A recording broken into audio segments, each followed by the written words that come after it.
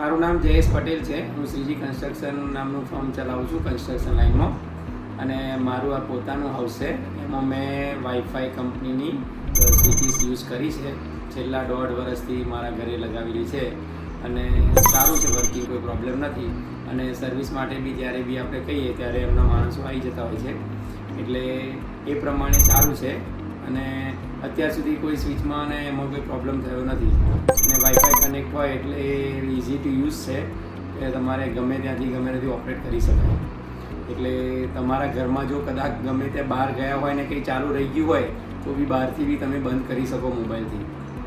એટલે એ રીતે સારું છે.